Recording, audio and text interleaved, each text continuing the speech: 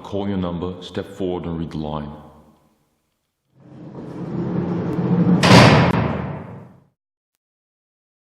I have the right to remain silent. Anything I say can and will be used against me in a court of law. I have the right to talk to a lawyer. Shut up, you wanker. I'm gonna be perfectly honest with you. You got 2 dead bodies right on the street, and I think you killed them. In cold blood.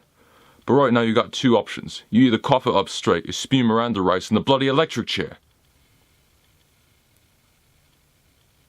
It was around 11:30. I left the coffee shop on 39th. You know, the one whose cold brew tastes like dishwater. Anyways, I was waiting for the L on 8th Avenue when this fat bastard approached me. He was a foreigner, probably French. I couldn't tell for sure. But he asked me if I wanted to make an easy buck. He pulled out a bag of powder and offered me $50 to hand it to a dealer near 48th and Broadway. It was so damn cold, and we were both freezing our asses off. But what the hell? It was $50. That's more than my weekly paycheck. The chills really shot down my spine when he handed me a loaded 44. No funny business, he said, and then walked off. Imagine that. How could a complete stranger deserve such generosity? When I finally got to the alleyway, I saw a shadow in the moonlight. Was I followed? Was this some elaborate setup? I knew something was fishy from the get-go, but when I looked closer to the rooftop, it was that French guy. Who else was fat enough to block out the full moon? But then he pulled out one of those bolt-action hunting rifles and rested it on the ledge. I reached for my 44, but it was already too late.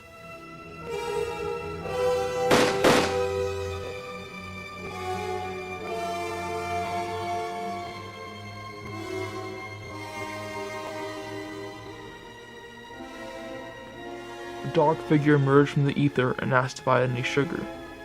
Trying to act professional, I threw the bag of coke towards him, but before it touched the damp asphalt, the fat guy fired 2 rounds in the man's chest. I was so shocked, I dropped the gun and ran off.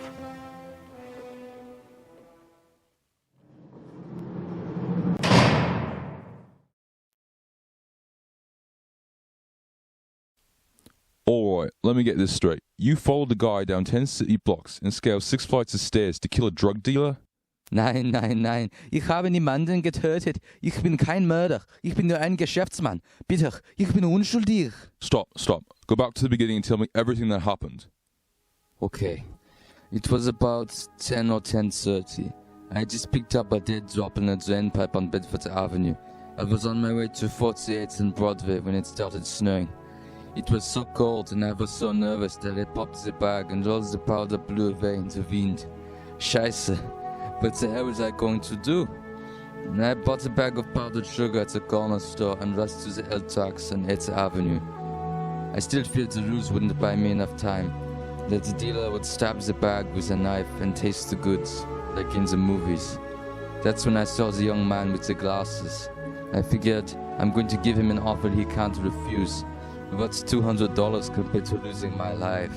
Hold on. You gave him 200, not 50? What about the friggin' gun? You didn't give him a 44? Nein, I feel naked without it. I wouldn't give it to anyone, especially not a man wearing sunglasses.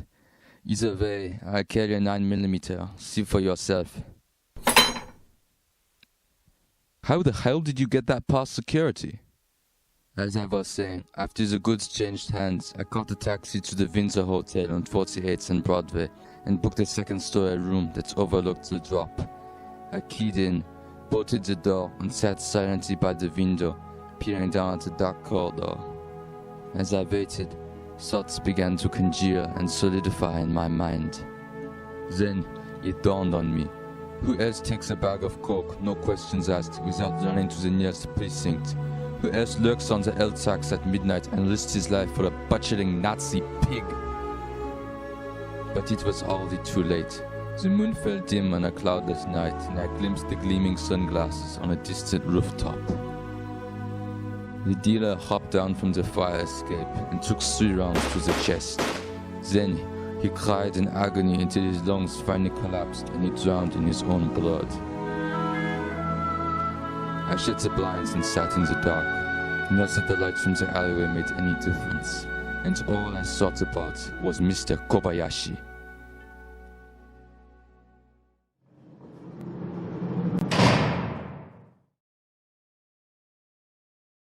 So, Mr. Kobayashi, is that a Japanese name?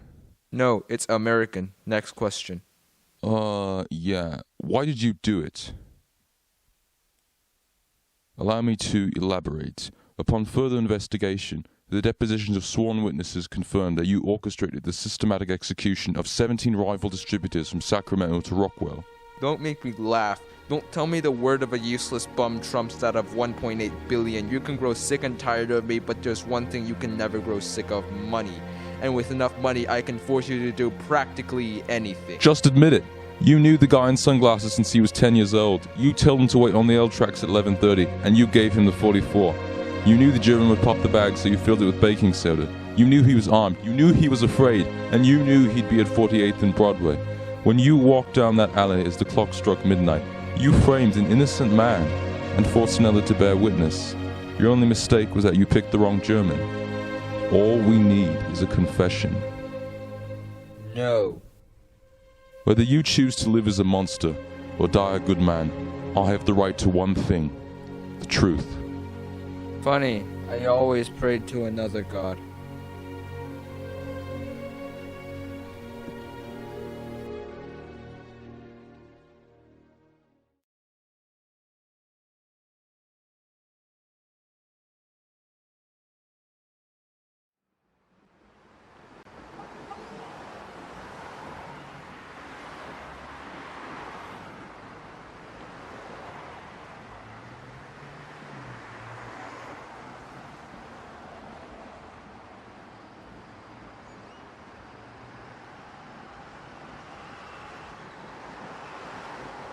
What's down there?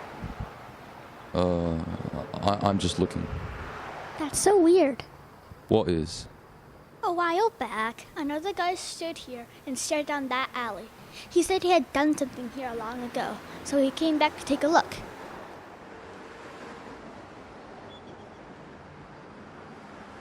Do you see his face? What did he look like? Well, kind of plain. In what way? Just ordinary.